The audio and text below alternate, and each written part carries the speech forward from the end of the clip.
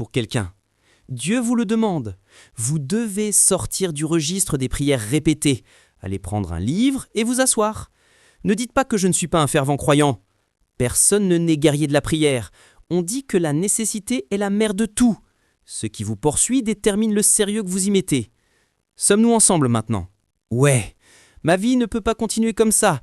Je viens d'une famille pauvre. J'ai vu mon père vivre dans la pauvreté. Mon grand-père a vécu dans la pauvreté. Aujourd'hui, sur 10 diplômés, personne n'a de travail. Allez chercher du matériel. Le Seigneur est mon berger. Je ne manquerai de rien. Seigneur, où est ma propre subsistance? La Bible dit que l'accroissement de la terre est pour tous, et non pour quelques-uns. Tout cela, même le roi, se nourrit de ce qui provient des champs. Seigneur, tu es un Dieu de la mesure. Où est ma part? Donne-moi aujourd'hui mon pain quotidien. Et vous ouvrez un livre, et en vous y engageant, vous vous déconnectez de certains royaumes. Je vous le dis, le jour où vous serez suffisamment en colère, même le diable vous quittera. Quelqu'un dit connaissance. Répétez-le. Disons connaissance. Connaissance? Alors mon immense exhortation à vous le dire, c'est qu'après cette conférence, je vous prie, ne cessez pas de vous efforcer d'acquérir des connaissances. Achetez des livres, procurez-vous des enregistrements, les documents de la conférence et tout ce qui concerne le sujet abordé. Traitez d'abord le problème. Vous pourrez ensuite vous attaquer au point à améliorer. Sommes-nous ensemble maintenant? Ouais. Ma vie ne peut pas continuer comme ça. Je viens d'une famille pauvre, j'ai vu mon père vivre dans la pauvreté. Mon grand-père a vécu dans la pauvreté. Aujourd'hui, sur 10 diplômés, personne n'a de travail. Allez chercher du matériel. Le Seigneur est mon berger. Je ne manquerai de rien. Seigneur, où est ma propre subsistance? La Bible dit que l'accroissement de la terre est pour tous, et non pour quelques-uns. Tout cela, même le roi se nourrit de ce qui provient des champs. Seigneur, tu es un Dieu de la mesure. Où est ma part? Donne-moi aujourd'hui mon pain quotidien. Et vous ouvrez un livre, et en vous y engageant, vous vous déconnectez de certains royaumes. Je vous le dis, le jour où vous serez suffisamment en colère, même le diable vous quittera. Quelqu'un dit connaissance. Répétez-le, disons connaissance. Connaissance. Alors, mon immense exhortation à vous le dire, c'est qu'après cette conférence, je vous prie, ne cessez pas de vous efforcer d'acquérir des connaissances. Achetez des livres, procurez-vous des enregistrements, les documents de la conférence et tout ce qui concerne le sujet abordé. Traitez d'abord le problème. Vous pourrez ensuite vous attaquer au point à améliorer. Sommes-nous ensemble maintenant? Si vous êtes malade et sur le point de mourir, n'allez pas lire des ouvrages sur la parentalité. Ce n'est que de son vivant qu'on peut être parent. Laissez de côté les sujets liés à l'éducation de vos enfants et reprenez le cours de votre vie. Aujourd'hui, vous allez à l'hôpital, ils disent que vous êtes AA. Demain, ils diront que vous êtes AS. Demain, ils diront que vous êtes même SS. Et vous vérifiez ce qui ne va pas. Chaque partie de moi. Suis-je porteur de plusieurs esprits? Je dois y retourner. Père, au nom de Jésus, c'est une œuvre démoniaque. C'est l'esprit de la mort qui tente de couler dans mes veines. J'en prends l'autorité. Je ne fais qu'un avec le Christ. Tu es la vigne, je suis la branche. Au nom de Jésus, je définis mes possibilités. Vous croyez cela? Numéro 4. Quel est le 4e élément clé pour vivre une restauration? La première chose à faire est de s'examiner soi-même. Deuxièmement, la fragilité. Troisièmement, viser des niveaux de connaissances supérieurs. Quatrièmement, vous devez réciter les prières de restauration. Il existe une chose appelée la prière de restauration. Psaume 34, 17. Veuillez nous le donner. Psaume 34. Psaume 34. Pouvons-nous le lire ensemble? 1. À lire. Les justes crient, et les seigneurs les entendent et les délivrent de toute leur détresse. Sur combien? Parlez-moi s'il vous plaît. Sur combien? Une fois de plus, il dit le cri des justes. Tout le monde peut pleurer. Mais lorsque les justes crient à lui, il dit que le Seigneur les entend et les délivre de toute leur détresse. Batimée, l'aveugle, apprenons le passage de Jésus, se dit « Je ne laisserai pas passer cette occasion ». Et en vérité, ce fut la dernière fois que Jésus passera Jéricho. Fils de David, il dit « Ne me demandez pas si je prie correctement ou non, au moins il m'entend. Aie pitié de moi ». Et il criait de plus en plus fort. Les gens lui disaient « Silence, ne le dérangez pas, il est terminé ». Mais il criait encore plus fort. Et quand Jésus entendit cela, il se souvint qu'un cœur brisé et contrit, on ne le méprise pas. Il a dit « Que dois-je faire ?» Il a dit que je pourrais recouvrer la vue. Afin que je recouvre la vue. La prière de la restauration. Il y a ici des mères qui doivent aller s'accrocher aux cornes de l'autel. Prier la prière de la restauration. Il y a des pères qui ont besoin de prier. Il y a des enfants qui ont besoin de prier. Il y a des gens qui ont besoin de prier. Père, je suis diplômé depuis 15 ans. Je n'ai pas encore eu mon premier emploi. Je ne cherche pas le progrès. J'ai besoin d'abord d'être restauré.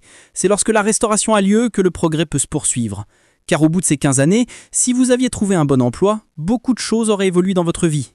Sommes-nous ensemble maintenant ? Ce n'est pas seulement l'argent que vous avez perdu en raison de votre chômage. Vous avez perdu du temps. Sommes-nous ensemble maintenant ? Maintenant, si vous êtes employé dans la fonction publique, vous commencerez au niveau qui y est attaché. Et mon Dieu, avec tous ces sentiments, ces préjugés, ces jeux politiques, quand vous relèverez-vous enfin ? Cela signifie que vous ne construirez aucune maison de votre vivant jusqu'à votre retraite ? Et je rendrai les années, mais seulement à celui qui éprouve le besoin de se confier à moi, de pleurer sur moi. Il a dit « Appelez-moi et je vous répondrai. Invoquez-moi et je vous répondrai. » Il faut que quelqu'un récite la prière de la restauration.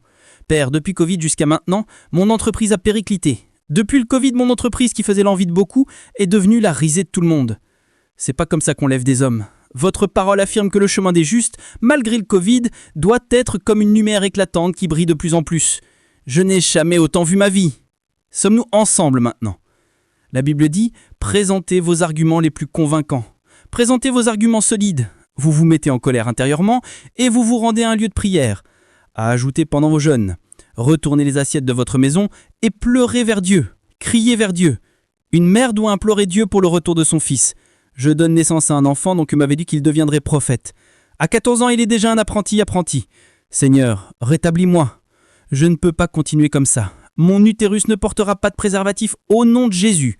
Un commissariat de police, sous la responsabilité du DSS, l'interpelle, violer le pic choisi parce qu'il a percuté la voiture de quelqu'un.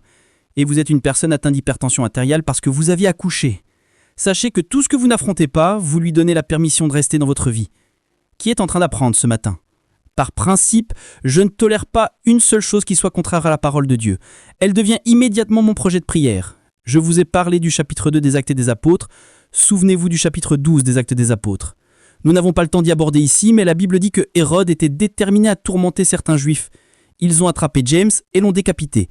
La Bible dit que l'Église gardait le silence et, lorsqu'il vit le verset 3, il constata qu'il plaisait aux Juifs. Il continua son chemin.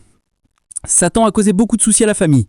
Vous êtes resté silencieux et vous êtes dit « Je pense que c'est simplement dû aux conditions météorologiques ». Et il continua son chemin. Chaque fois que les saints gardaient le silence, vous autorisez les ténèbres à progresser davantage. Une petite perte dans l'entreprise. « Ah, je viens de perdre 50 millions. Ce n'est rien de bien important, je vais toujours bien. » Et le monde de l'esprit dit « Magnifique, c'est ce que nous voulons. » Sur les 50 millions, il gèle l'autre compte. Le plan consistera alors à détruire tout le reste. La Bible dit au verset 5, chapitre 12 des Actes des Apôtres, lorsqu'il s'est approché pour attraper Pierre. Mais l'Église priait Dieu sans cesse pour lui. L'Église dit « Nous ne resterons plus silencieux. » James a été tué. Et j'espère que vous savez que Satan recherchait les personnes qui étaient avec Jésus sur la montagne de la Transfiguration. Ce n'était pas tout le monde. Pierre, Jacques et John. Il a tué James. Dieu Pierre. Finalement, il aurait tué John.